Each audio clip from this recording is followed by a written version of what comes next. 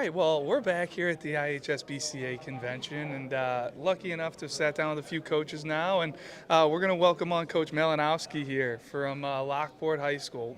Is this your third year now, Coach? This will Since be my four, fourth. going Yeah, on four, four. four So, already, yeah. since he's been taking over the program, I feel like there's been all kinds of talent coming through. Last year, you guys went 20-13, if I have that right. Looking back at my notes, and you were second in conference. Lockport's one of those programs across the state, at least in my opinion, where there's constantly guys coming through. You're going to have depth, but you're also going to have multi-sport guys. I'm sure you lost plenty last year. Like, looking at this year's club, what are some areas that are maybe up in the air, or you're going to have to replace some guys that you're focusing on here in the offseason, or at least, maybe having some chats about with the coaching staff? Yeah, first, a lot of chats with the coaching staff starting off already. This is the time of year we start heating up the hot stove talks, as they say. But, yeah, I mean, we were pretty young last year, fortunately, so we're excited. But we definitely lost some talent. Ryan Graberski, who's at Triton now. Yeah, big right-handed hitter. Yeah, he was a middle-of-the-order hitter for us and probably our most productive offensive performer last year. Dylan Nagel, who's down at Heartland. Yeah. He was a legit two-way guy for us, just pitching for them. But he was kind of our back-end closer guy last year, and also produced offensively. I mean, he was a 3-year varsity guy, so those guys with experience are tough to replace. Cal Carosa, who's up at McHenry County, was one of our top starters for 2 years. He pitched in some big ball games for us, including back 2023, the victory against Providence in the sectional semi that went extra innings. So, yeah, some definite experience both in the field and on the mound. But, again, we're excited because we were super young last year. So, got a lot coming back. I love to hear that. And we got, one of the beautiful things about the Kickoff Classic that we cover early on in the spring is we see a lot of Southern Illinois teams, Central Illinois teams matching up against Northern Illinois teams. But you guys always go down there.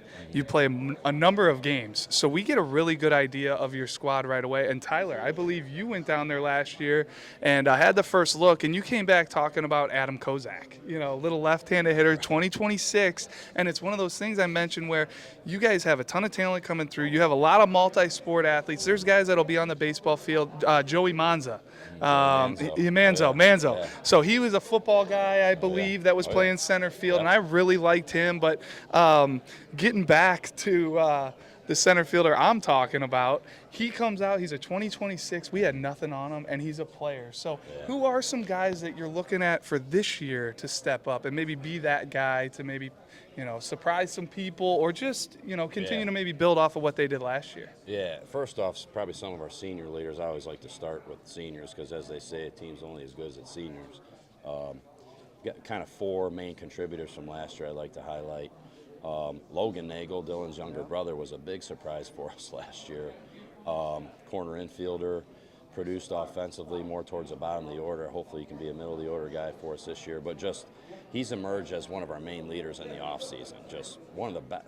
Honestly, and we've had some really good leaders. I mean, Victor Izquierdo's at the Naval Academy right now. We had him in my first year in 2022. But Logan, I'd put right up there with him. I mean, he's just like an extension of the coaching staff.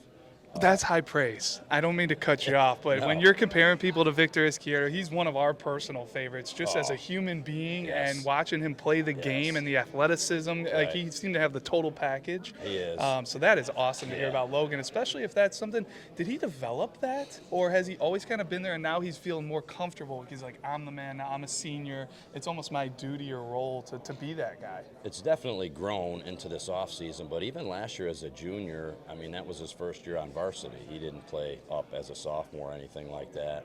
But he was kind of a guy that would actually, even Mrs. Nagel, Dylan and Logan's mom, would say that Logan's actually the older brother, even though he's not, just based on leadership, maturity things a little bit. Not a knock on Dylan. We love Dylan. I get it. He's a great young man. But, yeah, he would take charge as a junior who really hadn't established any type of reputation. So, he's one.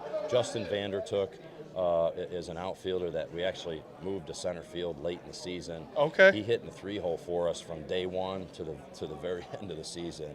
So he was a middle of the order cog for us, big left-handed hitter. He's going to Roosevelt. By the way, Logan Nagel's going to Lakeland. Yeah, I thought he was a Lakeland. Yeah. Julio Godinez down there. Joey DePani is another senior infielder pitcher. Really surprised us on the mound last year, so he'll contribute a lot to us. He's going to Purdue Northwest. Bryce Flood. Okay. Floody was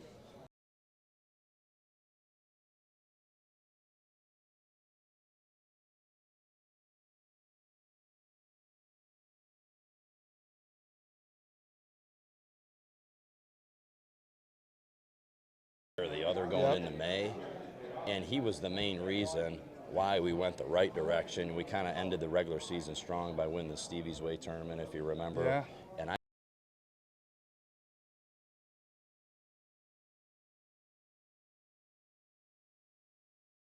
Okay. Floody is. Well, and that's beautiful because that's a guy that we weren't familiar with. We don't sit there and see every single one of your games, right? So we get a great feel for you in the beginning of the year, and then we may catch a good matchup in the middle of the year. But things like that happen, and you know, I'm talking about Adam Kozak playing center field, but it's actually Vandertuck that moved over and played center. So like that's just a great learning thing for us to know. And you know, Flood is a guy that we need to have on our radar.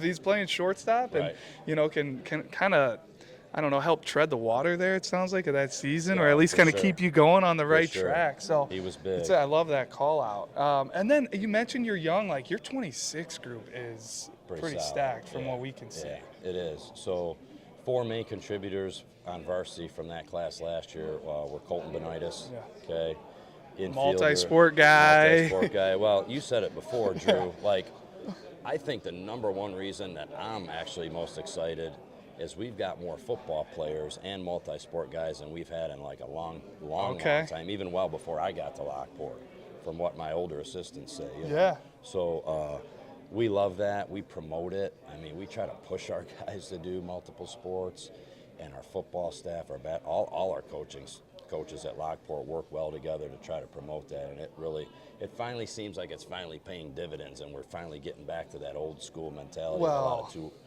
multi-sport guys. That is refreshing to hear because it's difficult, you know, with how much these guys are specializing and the off-season travel and the lessons and the weightlifting.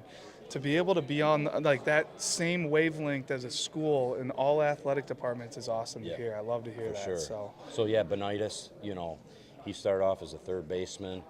Due to some injuries at catcher, he ended up being our mainstay catcher last year, and was another reason that we kind of were able to patch some things going into the end of the season there and helped us finish strong. I mentioned Kozak here on this list. I know you've got some arms. We've seen the arms that you've got. Both, I think, are high ceiling guys. And the two that I'm thinking of that start with S is their last name, Sheik and Schaff and Sheik. Trace Schaff is a left-hander, basketball kid. He's playing really well right now for the Porters on the court. Okay. But yeah, he's all these young guys are uncommitted right now. But as you said, high ceilings. And then Jack Sheik would be the kind of the right-hand version, long, tall drinks of water with high ceilings. So yeah, we're excited about those guys and plenty of others. The youngest Mormon, Nikki, is in that class as well. Good bloodlines there for sure. Yeah, and several others. I mean, that's a strong class for us for sure. Okay, well, looking at the squad, we're going through some guys. Where do you feel the strongest going into this year? Are you on the mound? It seems like you're going to have plenty of depth, guys to rely on. Are we on the right page there? Yeah, you are on the right page. I would say this is the best I've felt pitching staff depth-wise since I've been there, for sure. I also like our depth in the infield, especially in the middle. Flood and Del Ponte both pitch for us. And I feel like we've got a lot of guys when they're on the mound that we can plug in and do the job, and it's next man up, and we're not missing a beat there. So those would probably be the areas. I mean, I feel like we're pretty deep everywhere. Our junior and sophomore classes are loaded with catchers, and we've got good depth in the outfield as well. So feeling pretty good. Yeah. Well, Drew talked a little bit about your young arms coach. One you put down that caught my eye was Austin Wing, a sophomore. What are you expecting from him this year? It seems like he's probably going to get some varsity innings this spring. What can you tell us about him? First of all, it's Wingy, but that's okay. Yeah, Austin Wingy. Hey, we're learning here. Yeah. He threw on the JV level as a freshman last year and did well. And we think he's probably ready. I mean, the velocity's there. but as most young pitchers go, he's got to learn the craft a little bit of command and just pitchability stuff. But again, another guy that the ceiling's really high. We feel like stuff-wise, he's ready for the varsity level. We just hope the development can come so he can be a main contributor to us. But he's one of the guys that we probably right now, as it stands, probably looking at on the back end to maybe close out games and whatnot. Yeah. Is it kind of like a similar role to what Sheik was for you early in the year? I remember when I saw you guys down at the Kickoff Classic, Sheik came in a tight spot against Alton and just kind of showed a ton of moxie. Right. Is Wingy kind of from that same cloth? Yeah, we hope. Sheik actually turned into be more of a starter as we went along. But yeah, definitely. I mean, we feel like we've got a lot of good candidates at the starting spot pitching-wise, but we need some guys. Like right now, kind of our question marks are in the middle innings and at the back end of ball games. So we're definitely hoping he can be one of those guys. All right, well, before we let you go here, I just want to make sure we're on the right matchups for 2025. Any teams in your conference that maybe you wanted to shout out, where you played them last year and like, oh man, they're going to be a bear next year with how young they are. I know your conference is loaded. Yeah. But yeah, just anything in 25 that's exciting that you got coming. Well, first of all, conference-wise, Drew, this isn't the answer you're going to want to hear, but, there's no easy outs. Yep. It's tough for me to single out just one team or program because 1 through 9 now, Bolingbrook left our conference, but 1 through 9, I mean, I'd put our conference top to bottom up against any conference in the state. Yeah. I mean, it's a grinder. There's no easy outs. 4 out of the 10 teams last year won regionals in an area that's absolutely loaded. So it's not just winning a regional anywhere. Yeah. It's in the southwest suburbs that's just absolutely loaded.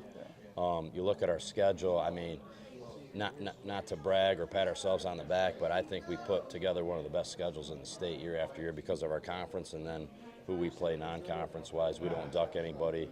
There's an early matchup on March 29th where Mount Carmel's going to come to our place.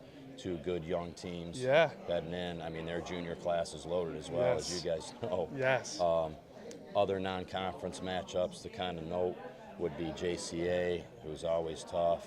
Morris made a run in 3A Yeah, they last did. year. They're going to be one to watch. Got some arms. Yeah. All of our Stevie's Way opponents in pool play, Brother Rice, which is early, and then later on Lyons Township. Love playing those programs. I mean, I could go on and on. Naperville Central, and you've always, like you said, you've always done it that way, or at least since we've been covering and since you've been there. I mean, there's no off day for you. It seems like at least. Yeah. And a nice thing for us is like, when should we go see Lockport? We're mapping out our spring. We could pretty much pick you any week because you're going to have a good matchup, and we're going to get a ton out of it. There's going to be a lot of good players on the field. And that's we're what glad we're we can make that convenient for you, Drew. Thank you I for know that. You guys are working your tails off all over the place. So we try to spread our coverage out. I think it's really important because you mentioned like your area is so loaded. You go right down I-80. You hit all the Lincoln Ways, the Lockports, the Providence, the Joliet Catholics, the Plainfields. It is just loaded on in. And I'm missing Sandburg and Andrew, and I could go Homewood Flossmoor.